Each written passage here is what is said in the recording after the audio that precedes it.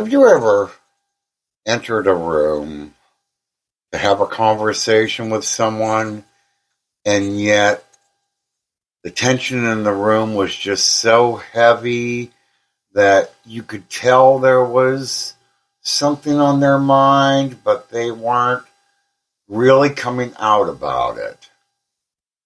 And how do you get them to talk about it? Yeah, so join us today as we take a look at, is silence really golden?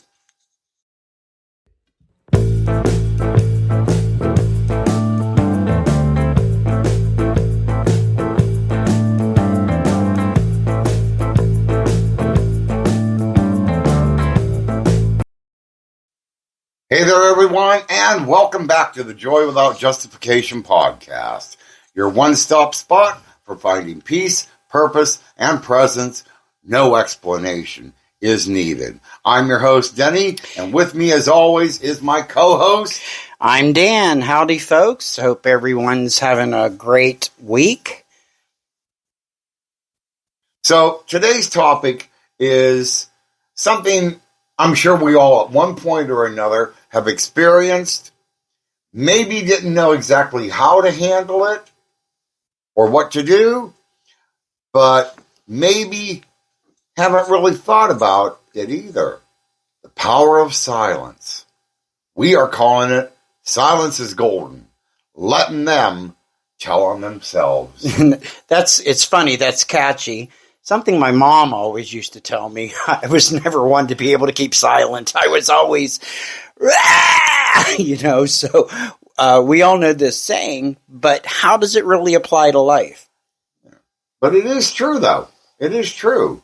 If you do sit silently when somebody is like really causing the tension to get high, at some point they will spill the beans. Sure. Absolutely. So, sometimes the best way to get someone to reveal themselves is to simply say nothing. Not a word. Let them fill the silence. Yeah, it's like the old saying, a closed mouth gathers no flies. Oh my God. That works too. But in this case, the silence isn't just about avoiding negativity. It's about letting others expose their own thoughts and intentions. And sometimes they do. Yeah. I see this a lot more when it's argumentative, and something growing up in the dysfunctional house that I did. My brother and my mother knew how to do this. They were very gifted at keeping their mouth quiet. My dad was, sometimes we had a complicated relationship, but anyway, he wanted to always argue about something, and I would argue back with him.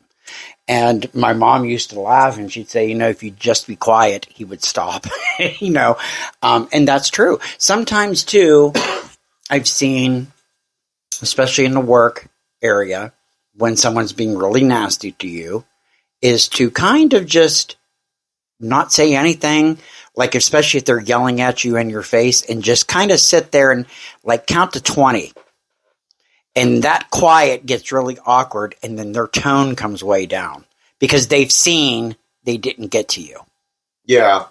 And especially if it's in a situation that's getting to the point where it's going to get not physically violent, but screaming and yelling violent. Yes. Then that silence is going to lessen that situation. Because if you're not going to fight back with them, then they're going to get to the point of, well, you know what, then I'm done with this. I'm done. And walk away. Yeah, that's true. That is true. So before we dive into this, because I can probably rattle on and on and on about this subject, I mean, we've all been in these situations. Let's take a quick moment for a positive affirmation. So repeat this after me. I am comfortable with silence. It allows me to listen to my inner wisdom and make clear decisions. Let's repeat that again. I am comfortable with my silence. It allows me to listen to my inner wisdom and make clear decisions. Now let's get back to this. So let's say you're in a negotiation or a disagreement or an argument. Sometimes by staying silent, you can put the pressure on the other person to explain themselves further.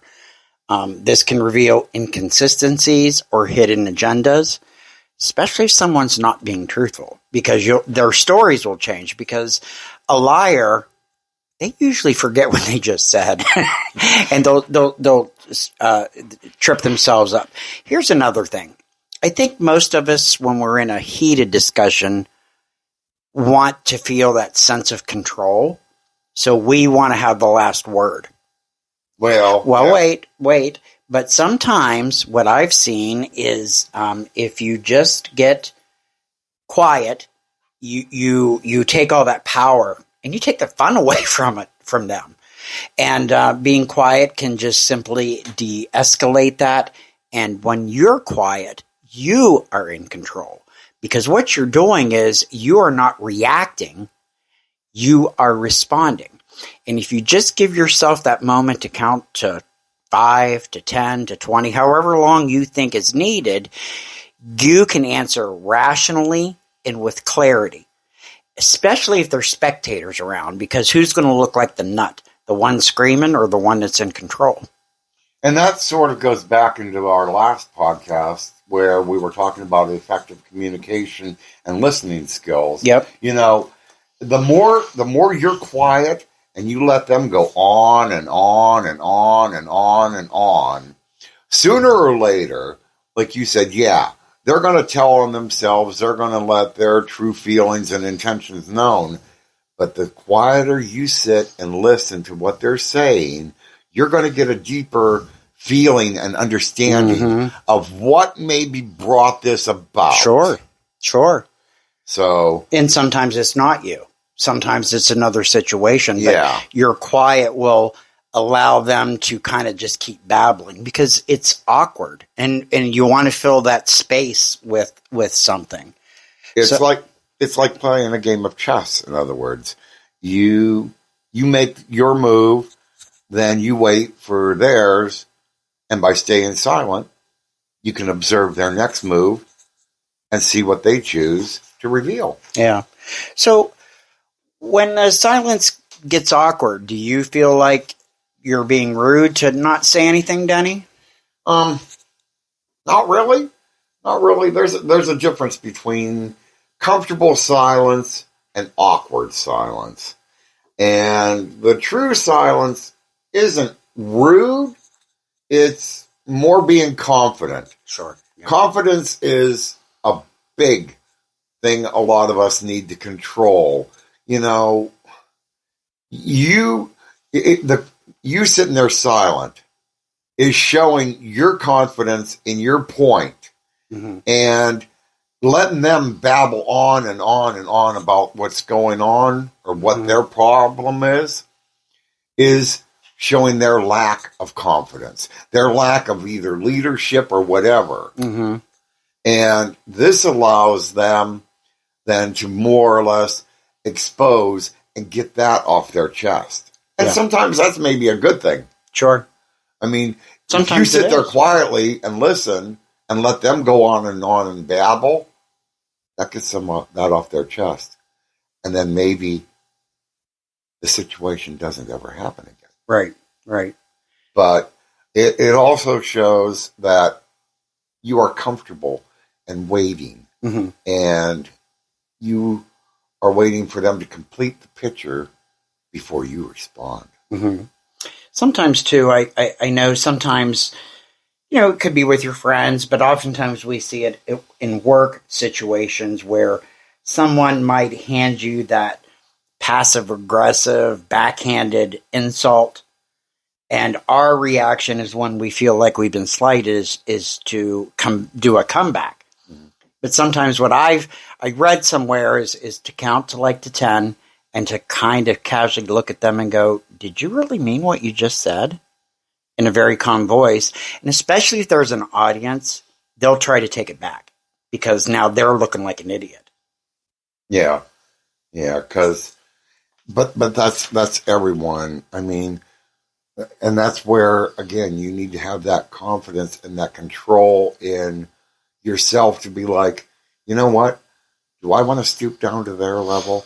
Do I want to stoop down and make a comment back just because of what they said? Yeah. Or do I want to look like the bigger, better person, not even respond to what they said? Mm-hmm. Just walk away. Yep. Just walk away. Yep. Who looks the bigger person? Right. And if it's someone is being nasty, I think they want a reaction. They want to get a rise out of you. And when you don't give it to them, you just kind of deflated them. I know. And that's the fun part of it. They may go, wow, you noticed he walked away because I'm blah, blah, blah. But deep down, they really want you to get upset. Yeah. You know, and you've taken all that fun out of it. And anybody that truly knows you Mm-hmm. is going to know, well, wait a minute. No, that's not the way he is. Right. He doesn't fight back, or she doesn't, make snide comments back. She always plays the bigger role Mm-hmm. and either walks away or just lets it go. And we're not saying that that you have to be quiet like for hours. Don't be a doormat and let people just walk on you. But we want to make sure our listeners understand that we're not saying that in every conversation you just stand there and stare at them. But when you want to take authority over that conversation, there's so much power in silence. There's just so much power. There is. I never believed it either. I mean, I come from a long line of dysfunction. So, just speaking your mind was kind of what you were taught to do, but there is so much power. And if you're like me and you had the self-worth issue and all that kind of stuff, it kind of is more, it helps you in your self-esteem to know that I can just walk away and it's not going to bother me. That's kind of powering that way too.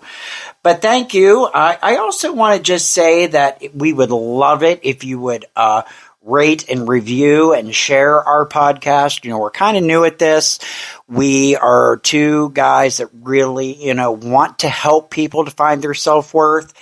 We're a novice at this, but we would love some feedback. We would love you to rate and review and share our podcast so that we can, be out there in the algorithm. Yeah, we are a novice at the podcasting, but we have been through a lot of this. So what we talk about has been a lot of what we have experienced in our lives. Absolutely. So, and if you have any questions or topics that you would like us to discuss, please shoot us an email at joywithoutjustification@gmail.com. We would love hearing from you.